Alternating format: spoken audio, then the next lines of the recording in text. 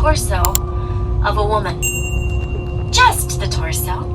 Now, before she could even make a sound, Albert rushed to Maria. The bathtub and the toilet are said to overflow with blood until a blink of the eye, and everything's back to normal. How strange.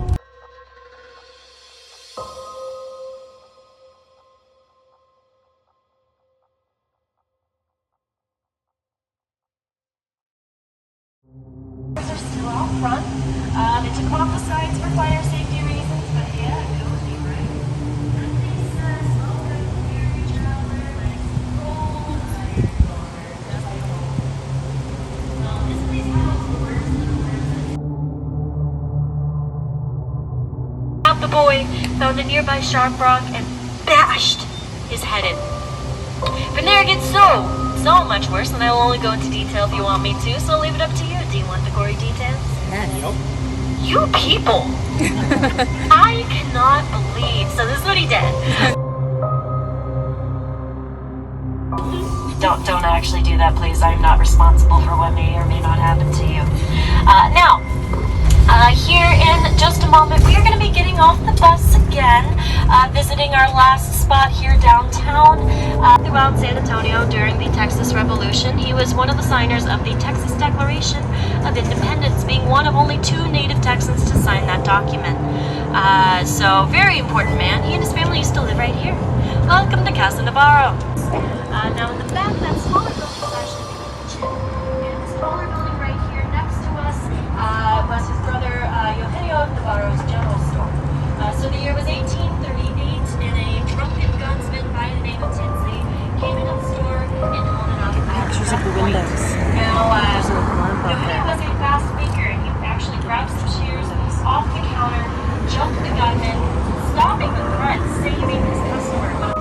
His wife set them on the kitchen. And the hour dedicated, Eugenio was still looking at his journalist. He's actually the most active. So opens it up, tries to get some fresh air, realizes that's not enough, right? So he goes downstairs, makes his way outside, and as he's outside catching his breath, he begins to feel as if he's being watched. Now, any of you have seen or felt that sensation? You know it's a very uncomfortable feeling, right? So the museum got a little annoyed, thinking, logically, that it's guests opening it up, right? Now, their solution to this was to actually install a latch on the inside of the hearse. Do you think that was effective at all? Absolutely not. Polish cemetery, Catholic cemetery, German cemetery, Hebrew cemetery, there's even a fireman cemetery. We're working on a bus driver cemetery. And a tour guide cemetery as well. Uh-oh. Yeah, there's a lot of light pollution here.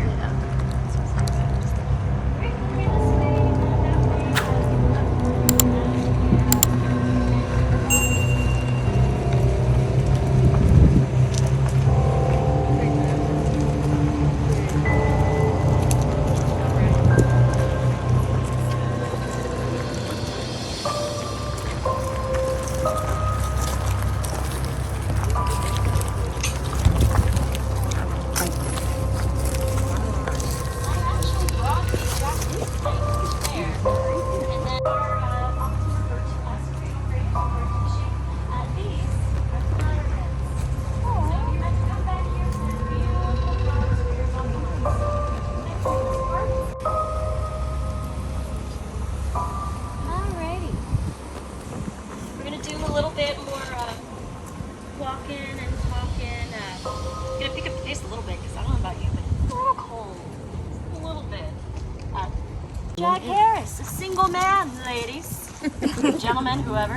Now, he was a very popular man in town, also a very wealthy man. You can come closer. His daddy doesn't mind. He was the first person here in San Antonio with electricity. Took it as a compliment. Started calling himself the wickedest man in town. So all they really did was give him a new marketing angle. Now, enter a man by the name of Ben Thompson into Jack's establishment. Now, Ben, he starts drinking. He starts playing cards, which, by the way, not a great combination. Not going to be winning in a fight against Ben Thompson. So his best bet, and this was his plan, was to hide out in a darkened corner of a saloon and try to catch Ben off guard. Now Ben had other plans. He wanted to have an old school, old west show with the hand pointed downwards, but I'm sure that will be interesting when I do. Now moving right along, yes, we are in a cemetery, so yes, we're surrounded by death, but we are surrounded by so much life as well. There are pharmacies in the cemetery, retail paths,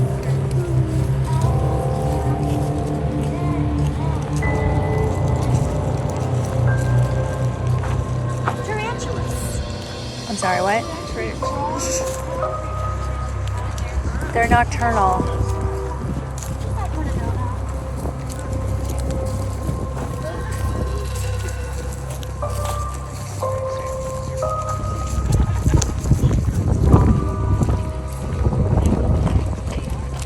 Accustomed to people, so chances are it's pretty cold right now, so chances are you won't even see them. They're gonna stay in their burrows. There is actually a burrow right here, and there's a little guy that seems like it comes out and watches the door, but again, it's a little cold right now, so I'd appreciate if you do see. This is the Maverick, Samuel Augustus Maverick. Now, he used to own cattle. Now, he would never graze his cattle. People thought he was crazy. They'd always ask him, hey, where did you raise your cattle? And he'd always respond, well, everyone else does. Okay, then, genius. They would ask, how do you know which are yours then? And he would respond, it's not ready. It doesn't have a brand. It's mine. Genius. Gee, this caught on too. So imagine someone sees how can the brushes have a brand? Oh, that's ours now. And you kind of let it happen very quickly. Right this way. Yeah. You said there was a tarantula den right here.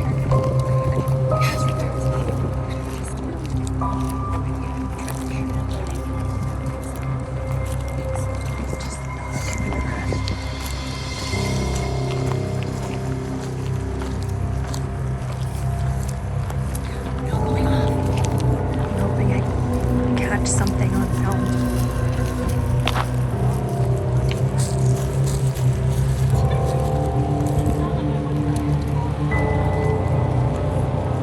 Just walking over graves.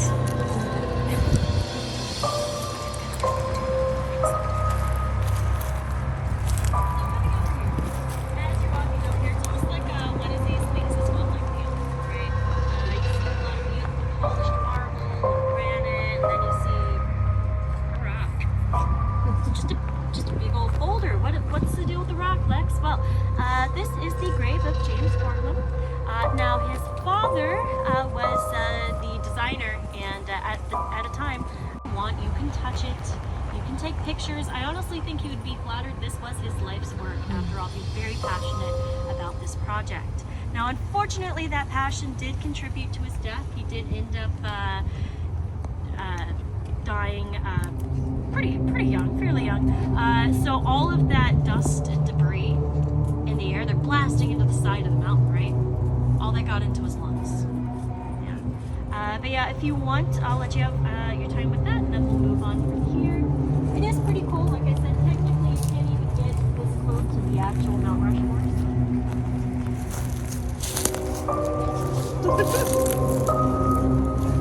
I touched her. Did you? Oh,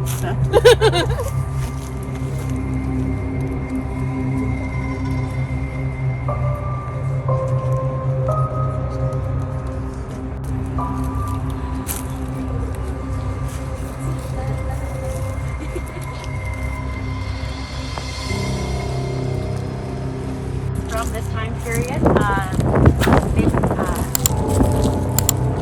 actually pretty much all throughout the 1800s. It explained why they're popular in cemeteries from this time period. We actually had to go back in time to the 1700s when they started finding mummies in Egypt. So this sparked people's imaginations and got them all excited. They've never seen anything like this before. Now this veil represents the veil between life and death.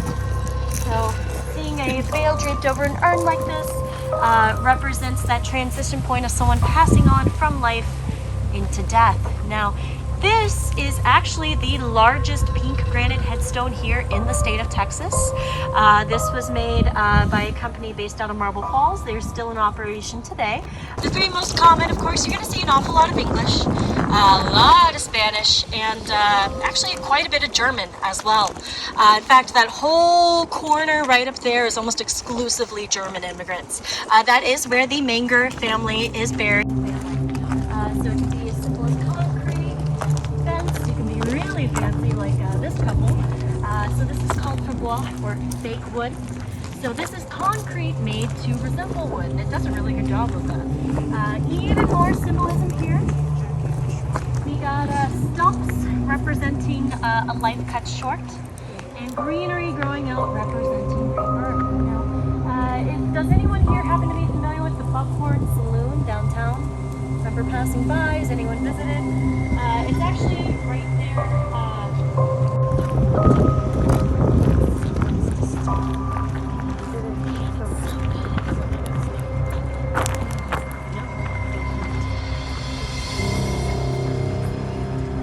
Now, is anyone familiar with our little local urban legend about the train tracks? Seeing some head nods? Yeah, yes, no. So, the story goes, to catch you up to speed, it is said that there was a terrible accident where a train actually hit a school bus, killing the kids aboard the bus. Now, that set of tracks where this terrible accident took place is said to be haunted by the spirits of these children. If you put your car neutral on these tracks, the kids themselves would actually push your vehicle off the tracks to safety so you don't suffer the same fate that they did.